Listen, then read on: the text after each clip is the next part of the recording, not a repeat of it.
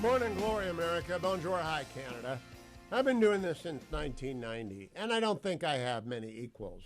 But there's a new guy in town. It's sort of like the Gunslinger movie. When the old guy says, okay, I can put down my weapon, there's a new sheriff in town. The new sheriff is Scott Jennings, and Scott Jennings works over at CNN. And he's better at this than I am because he doesn't lose his temper as often as I did. Scott Jennings, it is a pleasure to meet you. First time I've ever talked with you. Yeah, good morning. And you are the legend, and you are the best of all time, and you're the mentor for all of us. So we appreciate you so much, Hugh. Thank you for what you do. Well, I've got 4 to 6 years left, and then I'm just kicking back and saying there are enough youngsters out there over at the Ruthless Podcast and Scott Jennings. I want to begin with some bio. Tell us who you are and who you root for. Absolutely. I'm a Kentuckian. I was born in Dawson Springs, Kentucky in 1977, and started my political career working for George W. Bush's campaign in 2000, and have been in politics and in the space ever since. I've actually been with Mitch McConnell since his 1996 election when I licked envelopes in an office in Kentucky, and he's really been my mentor, truthfully. I've been with CNN for 7.5 years, and this is the first presidential cycle at CNN that I've been there where we've really been out and about. You know, the 20 cycle, we were all stuck in our houses, and it took a back seat in some ways to the COVID coverage. But that's my job in the media right now is I write occasional columns for the LA Times and for the Daily Mail, but I take up my perch at CNN as the resident conservative and contrarian, and try to give half the country a defense of how they're thinking and feeling about this world we live in. I like to tell people you're a common sense conservative, and I knew that you had a McConnell tie. I'd like to go back through the political biography because I believe the McConnell people are the best communicators. All the Ruthless podcasts, or 3 out of 4, are McConnellists. I am a great admirer of the leader. I think The Long Game is the most important political memoir ever written. But what did you do for the leader?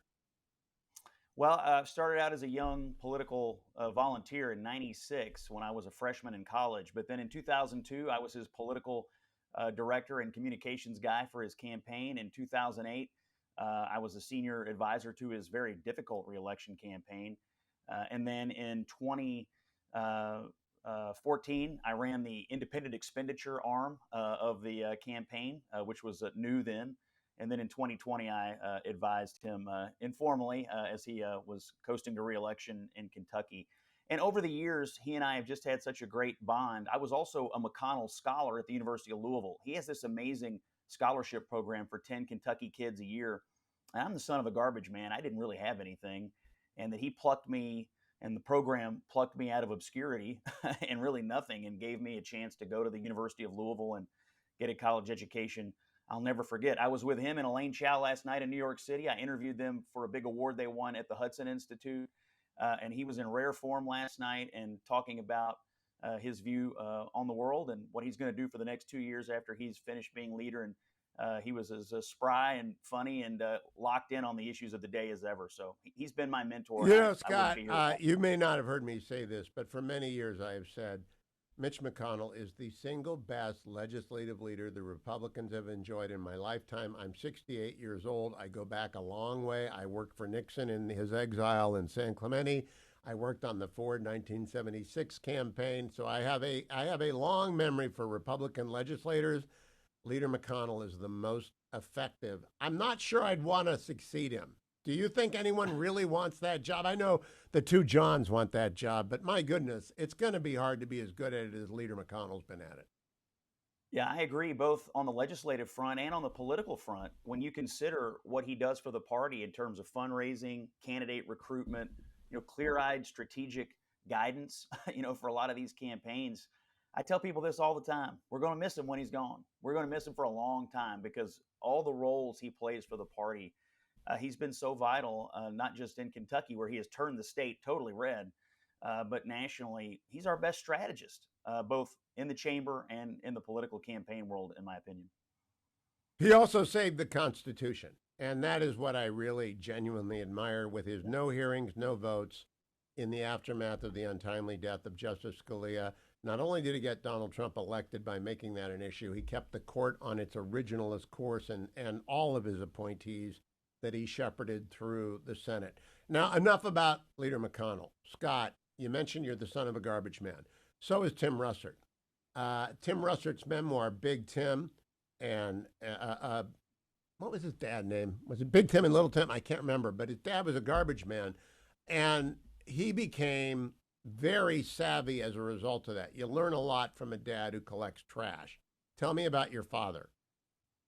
Well, my dad was a blue collar guy for many years. He was one of the people who managed what, we didn't even have garbage pickup. So he had to like manage the installation where you took the garbage. That's how rural it was where I grew up.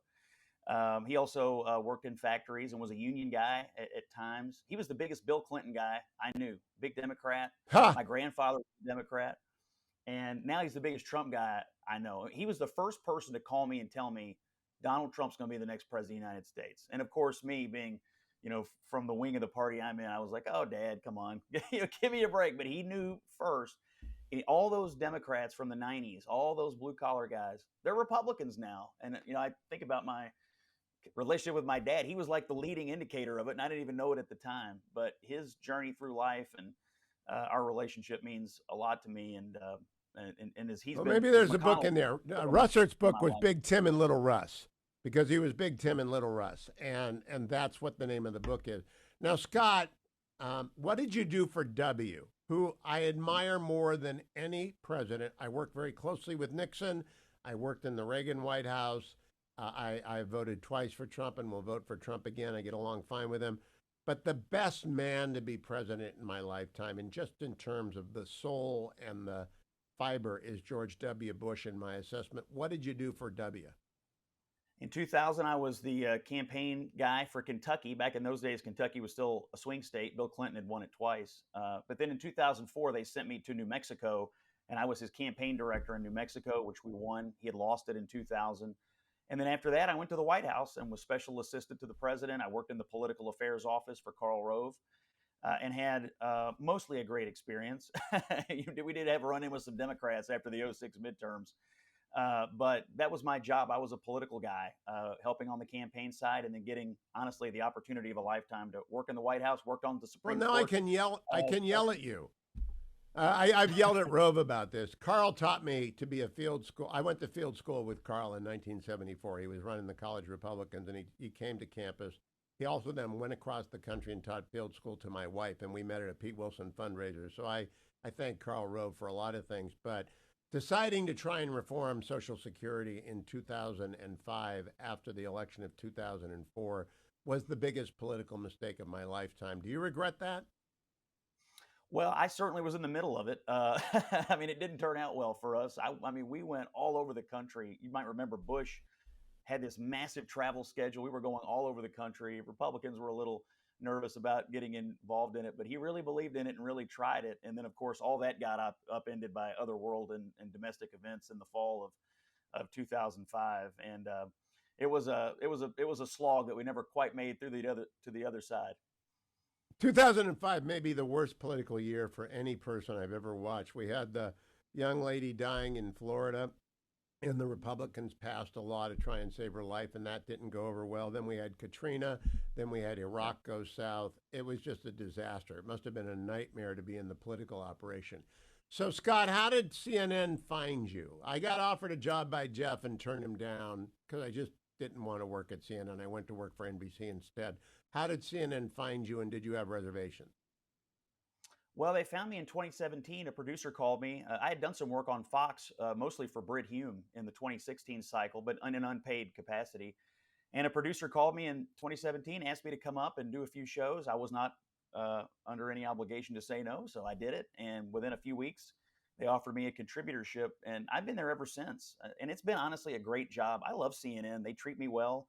They're pretty committed to political debate right now, which is what I really believe in. I think we need a fair hearing for both sides of this country. I don't think you're getting that at a lot of the other media outlets right now. And so they let me do my thing. And, we've certainly been through a lot of iterations of the network. But right now, when you look at what they're doing and letting a conservative voice and conservative voices go on the air and make the case and defend half the country's views, I think CNN ought to be commended for what they're doing and bringing actual debate and conversation to the airwaves right now.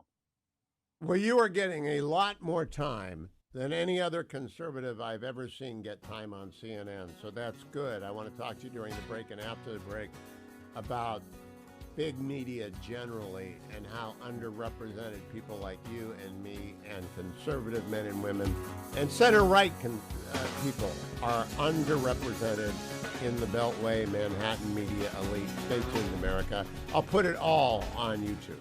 Part two of my four-part conversation this morning with Scott Jennings. Scott, it is my rule, and maybe you practice this as well, never to speak ill of anyone with whom you've worked, no matter how mad you are at them. And so I'm not going to trash any of your colleagues at CNN because I get along with Dana and with Jake. Mark Preston and I were buddies. Mark almost got me smoking again, though. He is a chimney, and he's a New England fan, and he's a Boston Red Sox fan. So there's everything that could possibly be wrong with Mark is wrong. But I love all the people over there. But you're the only one. I mean, name for me any other conservative who's on the air as much as you are. Well, we have a few other voices. There's a fellow named David Urban who is on as well. Oh, David, you're right. Yeah, and knows a lot about Pennsylvania politics. And we have a very young guy named Michael Singleton who's on sometimes, who does a nice job. For better or worse, I've taken up my slot at the end of the desk on most nights as the resident contrarian, and it's been a great gig, honestly. And my family of Axelrod and Van Jones and the rest, I mean, we really have forged this amazing bond, and I think it's led to some pretty interesting moments on the air. Well, you just mentioned the smartest leftist out there, Van Jones. There are some very smart leftists on CNN, and there are some hosts who are pretty fair, like Dana and Jake. But you weren't there in the Lemon era. And Don and I used to fight on the air. That's not a secret, because I just thought he was unfair to people. Have you run into any of that where someone is unfair? No, I wouldn't call it unfair.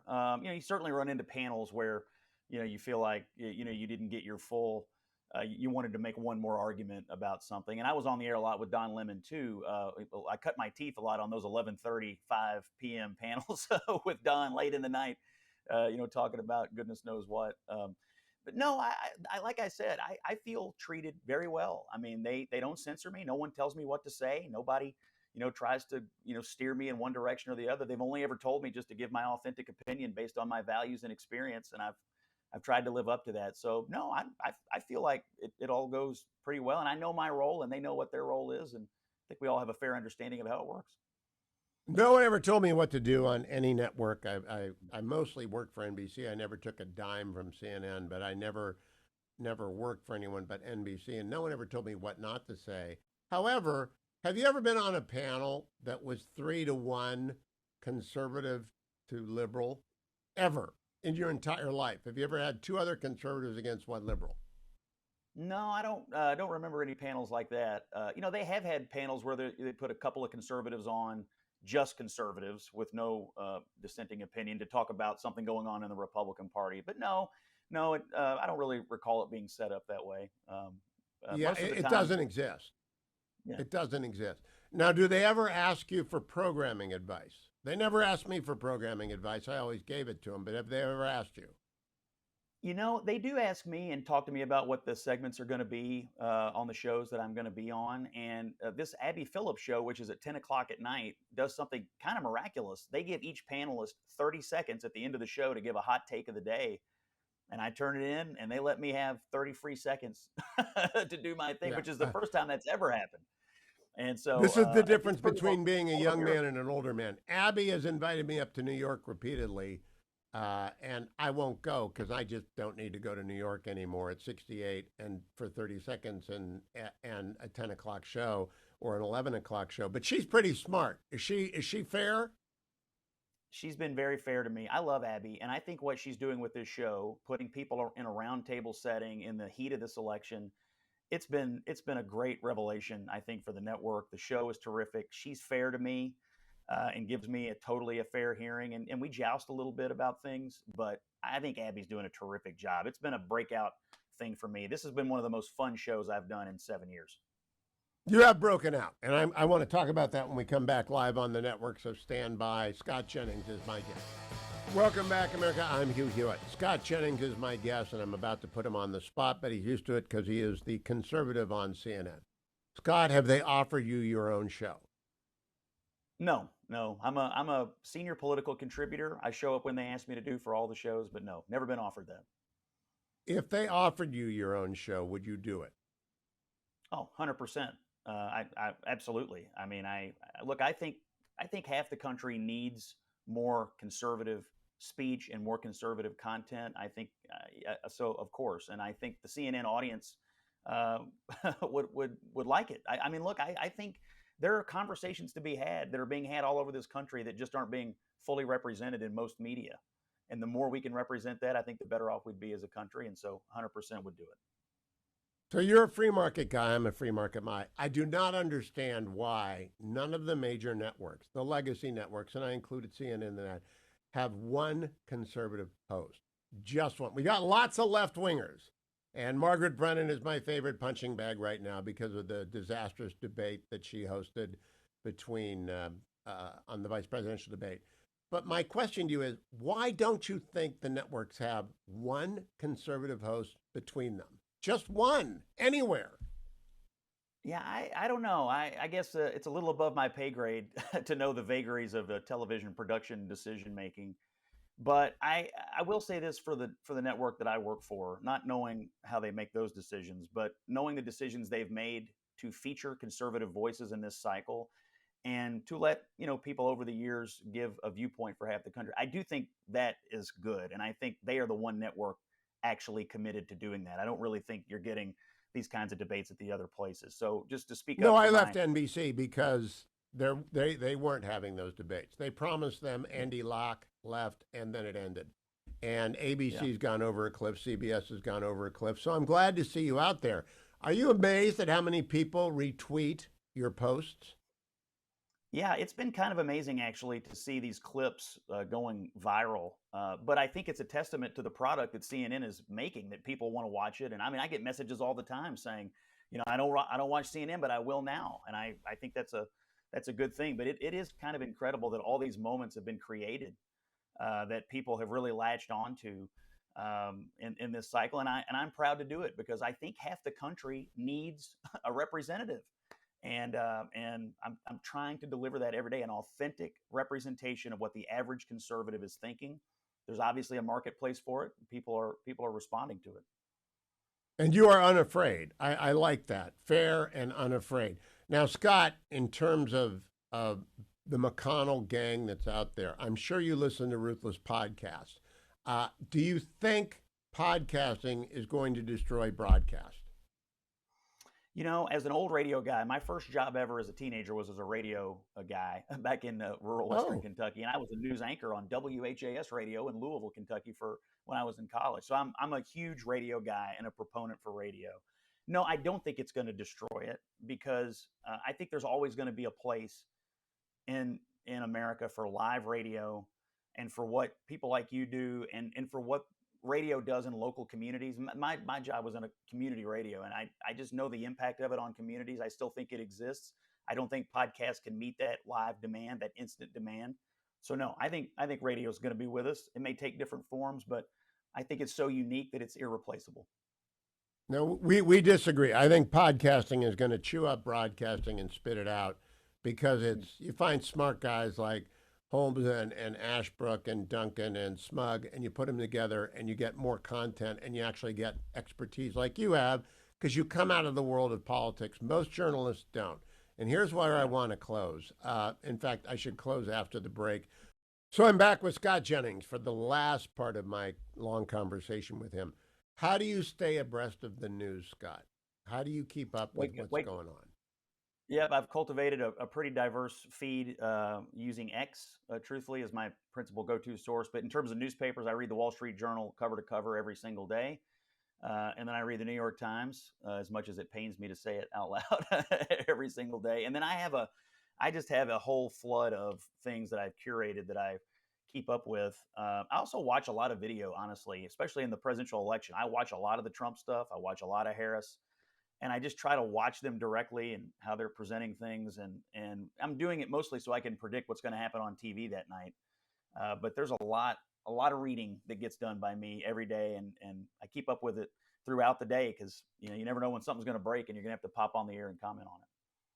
So, two last questions. What do you think's going to happen when the voting closes on November 5 and we get the results? Gosh, I've been saying the same thing for 18 months. I have no idea who's going to win. I think Trump is very close, but I don't think he's over the hump, and I don't think she is either. If I were either of them, I wouldn't be too confident right now because I don't think they've either of them have it in the bag. But it's true, he's more popular than he's ever been. His administration is retroactively more popular than it's ever been. She is a disaster every time she opens her mouth in an open media setting, and she's apparently committed to continuing to do that. So I think he's right on the cusp of winning, and she's got real problems. But Hugh, truthfully, I'm not sure. I usually have a pretty good instinct for these things. I'm conflicted on this one. I don't know how you feel, but I'm a little conflicted. I don't know. After 2016, I don't make predictions. Last thing I want to talk to you about. In the spring, CNN and Salem, and I work for Salem, we jointly presented to the RNC to do debates. And I thought Ronna McDaniel and Bossie were going to give us 4 debates like we had in 2015, 2016, because Salem CNN is a pretty good combination. And I got to know Chris Licht a little bit, and I was looking forward to suggesting to him, not for me, I'm too old for this, but for someone like you, the return of Crossfire. Chris got blown out, obviously, in the unfortunate Atlantic expose, which never talked to the Atlantic ever. But I want Crossfire back. I want it back with young people who know what they're talking about. Do you think they'll ever go back to that? Jon Stewart blew it up, and that's on him. But it was unfortunate because Crossfire did a lot of good for America when it was done well. Do you think it will ever come back? I don't know if it'll come back with that branding, and again, that's above my pay grade. But I will tell you this: if you're not watching it, this 10 o'clock show with Abby Phillip might be the closest thing that we have to that right now. I've had a few people suggest to me that it reminds them and gives them the same feeling they got that they got on Crossfire. So if you want to check out something that's perhaps comparable, the 10 o'clock show with Abby might be what you're looking for. So great question. I grew up watching that too and loved it and loved the format and loved the people and the way the show was handled. So I'm in the boat with you. I love Crossfire, and honestly, doing the 10 o'clock has given me the feeling that I imagine it was like to be on that show. Do they ever allow 2 conservatives on the Abby show? Yeah, we often have two conservatives actually. Sometimes it's a journalist and or someone from a different background than me. But yes, they often have two on there, and then they'll have two Democrats, and then there's usually a fifth chair that's sometimes a journalist, sometimes somebody from culture. It varies. But yeah, they actually have it's pretty balanced most nights, and I think that's a good Well, commitment then from the maybe show. I will say yes to them on the condition that we do it for 5 nights in a row and that you are there. I would just be a guest. I don't like to go to New York too often, but if you were there and Abby's that good and they're trying to do Crossfire, maybe I'll say yes. Because, Scott, you're awfully good at this. Congratulations. The only thing I've got to ask you, do not go into radio for the next 6 to 8 years. For as long as I hang around doing this, I don't want you in radio.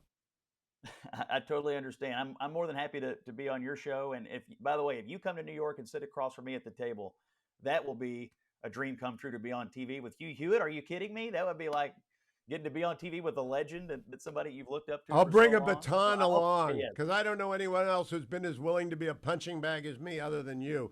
Scott Jennings of CNN, thank you for joining us. Follow Scott on X at Scott Jennings KY. Follow me to the next segment, America.